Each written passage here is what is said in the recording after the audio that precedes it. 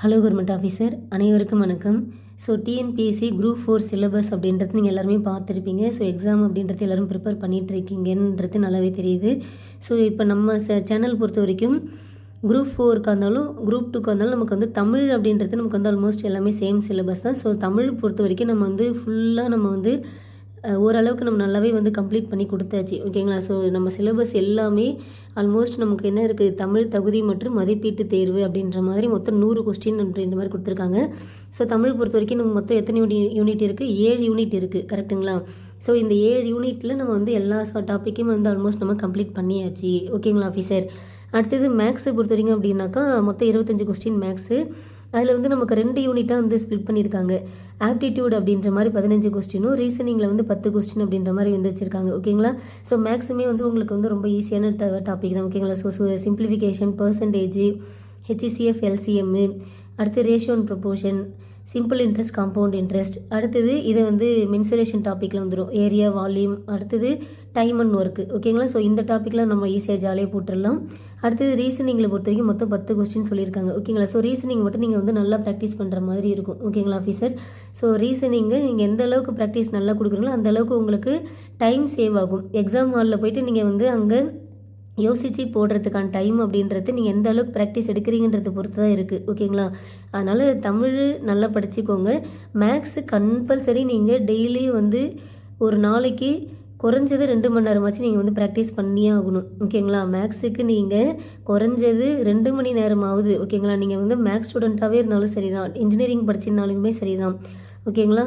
So எல்லாருக்குமே வந்து same time அப்படின்றது கண்டிப்பாக தேவைப்படுது. ஏன் அப்படின்னாக்கா எக்ஸாமில் மேக்ஸை பொறுத்த வரைக்கும் டஃப்னஸ் பொறுத்த வரைக்கும் நல்லாவே கொண்டு வந்துட்டுருக்காங்க. அதனால் நம்ம கான்செப்ட் தெரியணும் அப்படின்றத தாண்டி அங்கே வைக்கிற ட்விஸ்ட்டுக்கு நம்ம வந்து சம் போடுற அளவுக்கு, அதாவது நம்ம சம்ம போட்டுருவோம், ஓகேங்களா. மேக்ஸ் நாலேஜ் உள்ளவங்க நல்லா மேக்ஸ் நல்லா பிடிக்கும், எனக்கு பிடிச்ச சப்ஜெக்ட் மேக்ஸ் தான், நான் நல்லா போட்டுருவோம் அப்படின்றவங்களுக்கு கூட கான்செப்ட் வைஸ் நீங்கள் மேக்ஸை போட்டுடலாம். ஆனால் நமக்கான நேரம் அப்படின்றது 3 மணி நேரம் தான், கரெக்டுங்களா. ஸோ இந்த 3 மணி நேரத்தில் நமக்கு தமிழுக்கே வந்து கண்டிப்பாக 1 ஹவருக்கு மேலே ஆகும். ஏன்னா நமக்கு வந்து இப்போ நியூ சிலபஸ் பொறுத்த வரைக்கும் நம்ம எல்லாமே வந்து டேட்டா எப்படி இருக்குது, யோசித்து போடுற மாதிரி தான் இருக்குது, ஓகேங்களா. ஸோ முன்னாடி இருந்த சிலபஸ் அப்படின்றது கொஸ்டின் படித்தாலே ஆன்சர் தெரிஞ்சிடும். ஆனால் இப்போ இருக்கிற சிலபஸ் அப்படின்றது ஒரு கொஸ்டின் நம்ம வந்து கேர்ஃபுல்லாக ஹேண்டில் பண்ணுற மாதிரி தான் இருக்குது. ஆப்ஷனும் நம்ம 4 ஆப்ஷன்லேயுமே நம்ம இதுவாக இருக்குமா அதுவாக இருக்குமான்னு சொல்லிட்டு பார்த்து சூஸ் பண்ணுற மாதிரி தான் இருக்கும். அதனால் நமக்கு தமிழுக்கு கண்டிப்பாக டைம் எடுக்கும் அப்படின்றப்ப, ஸோ தமிழுக்கு 1 மணி நேரத்துக்கு மேலே கண்டிப்பாக எடுத்துக்கும். ஆனால் ரொம்ப டைம் எடுத்துக்காதீங்க, ஓகேங்களா. ஸோ எல்லாமே வந்து நமக்கு வந்து டைம் சேவ் ஆகணும், சீக்கிரமாக எக்ஸாம் முடிக்கணும் அப்படின்னாக்கா நீங்கள் எந்த அளவுக்கு ப்ராக்டிஸ் எடுக்கிறீங்க அந்த ப்ராக்டிஸை பொறுத்து தான் உங்களுடைய ஸ்பீடுன்றது இருக்குது. உங்களுடைய நீங்கள் யோசிக்கிறப்ப ஆட்டோமேட்டிக்காக கண்டென்ட்ன்றது உங்களுக்கு ஞாபகம் வந்துகிட்டே இருக்கும், ஓகேங்களா ஆஃபீஸர். அதனால் ப்ராக்டிஸ் மட்டும்தான் ரொம்ப முக்கியம். அது மட்டும்தான் நமக்கு கை கொடுக்குமே சொல்லலாம். அதனால் நீங்கள் என்ன பண்ணுவீங்க, தமிழுக்கு இவ்வளோ நேரம் எடுத்துக்கிறீங்க அப்படின்றப்ப அடுத்தது மேக்ஸுக்கு 25 கொஸ்டின் சொல்லியிருக்காங்க, ஓகேங்களா. ஸோ ரீசெண்ட் டேஸில் மேக்ஸுன்றது ரொம்ப டெஸ்ட் வைக்கிறாங்க, ரொம்ப டஃப்பாகவே கேட்டுட்ருக்காங்க அப்படின்றப்ப ஸோ நீங்கள் அந்த டைமுக்குள்ளே நீங்கள் போடணும் அப்படின்னாக்கா என்ன பண்ணணும், ப்ராக்டிஸ் எடுத்துக்கிட்டே இருக்கணும், ஓகேங்களா. கைப்பட நீங்கள் அந்த சம்மு போட்டு பார்த்துட்டே இருந்தால் மட்டும்தான் ஆட்டோமேட்டிக்காக ஒரு டாபிக் பார்க்குறீங்க, அந்த டாபிக் ரிலேட்டாக கொஸ்டின் கேட்டிருக்காங்க அப்படின்னாக்கா நீங்கள் ஈஸியாக கடன்னு அதுக்கான சம்மை சால்வ் பண்ணி ஆன்சரை டிக் பண்ணிவிட்டு போயிட்டே இருக்கலாம், ஓகேங்களா. அதனால் மேக்ஸு கண்டிப்பாக 2 மணி நேரம் நீங்கள் ஒரு நாளைக்கும் நீங்கள் ஸ்பெண்ட் பண்ணியே ஆகணும், ஓகேங்களா. இது நமக்கு மேக்ஸை பொறுத்த வரைக்கும். இப்போ என்ன அப்படின்னாக்கா ஜிஎஸ் பொறுத்த வரைக்கும் அப்படின்னாக்கா நமக்கு என்ன மொத்தம் எத்தனை கொஸ்டின் அப்படின்னாக்கா 75 கொஸ்டின், ஓகேங்களா. So group 4 combined civil service examination group 4, ஓகேங்களா. ஸோ இது வந்து குரூப் 4 எக்ஸாம்ன்றதுனால நமக்கு வந்து எஸ்எஸ்எல்சி ஸ்டாண்டர்ட் தான் சொல்லியிருக்காங்க, ஓகேங்களா. ஸோ மேக்ஸிமம் நமக்கு வந்து ஸ்கூல் புக்லேயே நமக்கு இந்த டேட்டான்றது கவர் ஆகிடும், ஓகேங்களா ஆஃபீஸர். இப்போ நம்ம யூனிட் 3 பொறுத்த வரைக்கும் பார்த்தீங்கன்னாக்கா ஹிஸ்ட்ரி, கல்ச்சர் ஆஃப் இந்தியா, அப்புறமேட்டுக்கு ஐஎன்எம் டாபிக், இது ரெண்டுமே சேர்த்து மொத்தம் 10 கொஸ்டின் அப்படின்ற மாதிரி சொல்லியிருக்காங்க. ஸோ ஹிஸ்ட்ரி பொறுத்த வரைக்கும் நம்ம வந்து சிந்து சமவெளி நாகரிகமும் குப்தர்களும் கம்ப்ளீட் பண்ணி கொடுத்தாச்சு, ஓகேங்களா. ஸோ அடுத்தது டெல்லி சுல்தான்றது நான் உங்களுக்கு டீச் பண்ணி அப்லோட் பண்ணுறேன். ஸோ ஹிஸ்ட்ரி வந்து ரொம்ப கம்மியான கண்டென்ட் தான். சிந்து சமவெளி நாகரிகம், குப்தர்கள், டெல்லி சுல்தான்கள், முகலாயர்கள், மராத்தியர்கள், அடுத்தது வந்து தென்னிந்திய அரசு, இவ்வளோ தான் நமக்கு வந்து டாப்பிக்கே, ஓகேங்களா. ஸோ ஈஸியாக முடிச்சிடலாம். அடுத்து ஐஎன்எம் டாப்பிக்கில் வந்து இப்போ வந்து தலைவர்கள், ஓகேங்களா. ஸோ இங்கே இருக்குங்களா எமர்ஜென்ஸ் ஆஃப் லீடர்ஸ், ஸோ தலைவர்கள் உருவாதல் அல்லது தலைவர்கள் தோற்றம் அப்படின்ற மாதிரி சொல்லலாம். ஸோ இதில் வந்து குறிப்பிட்ட தலைவர்கள் கொடுத்துட்டு இங்கே என்ன சொல்லியிருக்காங்க, அண்ட் அதர் நேஷ்னல் லீடர்ஸ் ஓகேங்களா. ஸோ இவங்க மட்டும்தான் நாங்கள் எக்ஸாமில் கேட்போம்னு சொல்லலை, மற்ற நேஷ்னல் லீடர்ஸ் ஓகேங்களா, மற்ற தேசிய தலைவர்கள் ரிலேட்டடான கண்டென்ட்டையும் நாங்கள் வந்து கொஸ்டின் கேட்போம்னு சொல்லிட்டு மென்ஷன் பண்ணியிருக்காங்க ஓகேங்களா ஆஃபீஸர். ஸோ இங்கே யார் யார் கொடுத்துருங்கனாக்கா B.R. அம்பேத்கர், பகத்சிங், பாரதியார், வாவு சிதம்பரனார், தந்தை பெரியார், ஜவஹர்லால் நேரு, ரவீந்திரநாத் தாகூர், காமராஜர், மகாத்மா காந்தி, மௌலானா அபுல் கலாம் ஆசாத், ராஜாஜி, அடுத்தது வந்து நேதாஜி சுபாஷ் சந்திர போஸ், முத்துலட்சுமி அம்மையார், மூவலூர் ராமாமிர்தம் ஓகேங்களா. இவங்க நேம்லாம் கொடுத்துட்டு அண்ட் அதர் நேஷ்னல் லீடர்ஸ் அப்படின்ற மாதிரி நமக்கு டாபிக் கொடுத்துருக்காங்க ஓகேங்களா. ஸோ நான் வந்து இப்போ என்ன சொல்ல வரேன் அப்படின்னாக்கா, இந்த தலைவர்கள் ரிலேட்டடாக என்னுடைய நோட்ஸு ஓகேங்களா, நான் படித்தப்போ எடுத்த நோட்ஸுன்றது நான் உங்களுக்கு ஷேர் பண்ணுறேன் ஓகேங்களா. ஸோ இந்த அதுக்கான பிடிஎஃப்ன்றது நான் உங்களுக்கு டிஸ்கிரிப்ஷன் லிங்க்காகவும் கொடுக்குறேன், டெலகிராம்லேயும் ஷேர் பண்ணுறேன் ஓகேங்களா. ஸோ நீங்கள் வந்து அந்த மெட்டீரியல் என்ன இருக்குன்றது பாருங்கள். இப்போது இது வந்து நான் ஆல்மோஸ்ட் வந்து நான் 2021 அந்த டைமில் எடுத்தது ஓகேங்களா ஆஃபீஸர். ஸோ ஆல்மோஸ்ட் வந்து இப்போ ஒரு 4 வருஷம் முடிஞ்சிடுச்சு. ஸோ இந்த நோட்ஸுன்றது நம்ம அப்போ எடுத்தது 2021 நான் படித்தப்போ எடுத்த நோட்ஸு ஓகேங்களா. ஸோ WC பானர்ஜி இதுதான் நமக்கு வந்து, ஸோ உங்களுக்கு வந்து ஒவ்வொரு பேஜில் நான் பேஜ் நம்பரும் போட்டிருப்பேன் ஓகேங்களா.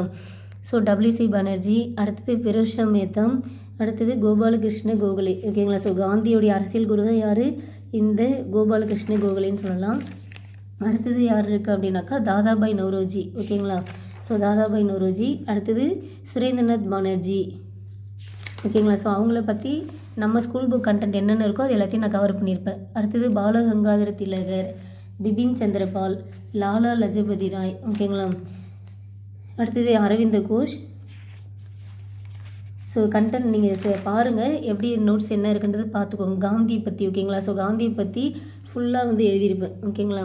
ஸோ காந்தியை பற்றி என்னென்ன இருக்குன்றது நான் தரவாக ஃபுல்லாக கம்ப்ளீட் பண்ணியிருப்பேன் ஓகேங்களா ஆஃபீஸர். ஸோ காந்தியை பற்றி யார் என்னென்ன சொல்லியிருப்பாங்கன்றதுலாம் வந்து முக்கியமான இதெல்லாம் வந்து நான் ஒரு மாதிரி வந்து பாக்ஸ் மாதிரி போட்டு வச்சுருப்பேன் ஓகேங்களா. ஸோ அடுத்து இங்கெல்லாம் வந்து இந்த எல்லை காந்தி, அமெரிக்கா காந்தி, பீகார் காந்தி, இந்த மாதிரி வந்து நமக்கு வந்து டைப்ஸ் ஆஃப் இது இருக்கும். இது வந்து கருப்பு காந்தி, அடுத்து பச்சை காந்தி ஓகேங்களா. ஸோ இதெல்லாம் வந்து உங்களுக்கு கம்பைன் பண்ணி இதே ஒரே இடத்துல எழுதியிருப்பேன். அடுத்தது வந்து யாருனாக்கா ஜவஹர்லால் நேரு ஓகேங்களா. ஸோ நேரு பற்றி டீட்டெயில் அப்படின்றது ஃபுல்லாக கவர் பண்ணியிருப்பேன் ஓகேங்களா. ஓகேங்களா தெரியுதுங்களா. ஸோ இதெல்லாம் வந்து என்ன அப்படின்னாக்கா யூபின்னா உத்தரப்பிரதேஷ். ஸோ ஒரு சில இடத்துல வந்து நான் ஷார்ட் ஃபார்மில் எழுதியிருப்பேன் ஓகேங்களா. அதே மாதிரி இது என்ன அப்படின்னாக்கா இந்தியா, அதாவது ஈன்னு போட்டிருந்தாலே அது வந்து இந்தியா அப்படின்ற மாதிரி மீனிங் ஓகேங்களா. வெறும் ஈ மட்டும் போட்டிருந்தாக்கா இந்தியா அப்படின்ற மாதிரி மீனிங். இது வந்து உத்தரப்பிரதேஷ். ஸோ ஒரு சில இடத்துல வந்து நான் ஷார்ட் ஃபார்மில் எழுதியிருப்பேன் ஓகேங்களா ஆஃபீஸர். ஸோ இங்கே யூபின்னு போட்டிருக்கேன்னா அப்போ உத்தரப்பிரதேஷ் அந்த மாதிரி. ஏன்னா பிடிஎஃப் நான் உங்களுக்கு கொடுத்துட்றேன், நீங்கள் பிடிஎஃப் வந்து நீங்கள் வந்து டவுன்லோட் பண்ணி உங்களுடைய டைம் சேவ் பண்ணி நீங்கள் கடகடன்னு படிச்சிக்கலாம் ஓகேங்களா.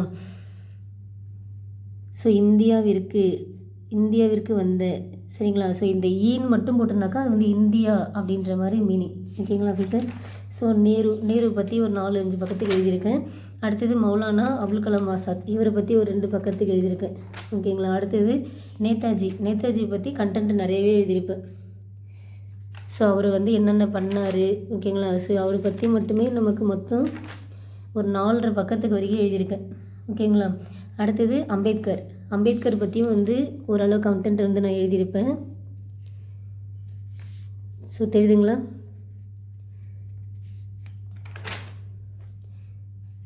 ஸோ அம்பேத்கர் பற்றி ஒரு 4 பக்கத்துக்கு எழுதியிருக்கேன். அடுத்து பகத்சிங் ஓகேங்களா. ஸோ முடிஞ்ச வரைக்கும் எந்த அளவுக்கு டேட்டா கவர் பண்ண முடியும் அந்தளவுக்கு கவர் பண்ணி தான் வச்சுருக்கேன். அடுத்தது வந்து வாவேசு ஐயர், அடுத்தது சுப்பிரமணிய சிவா, திருப்பூர் குமரன் ஓகேங்களா.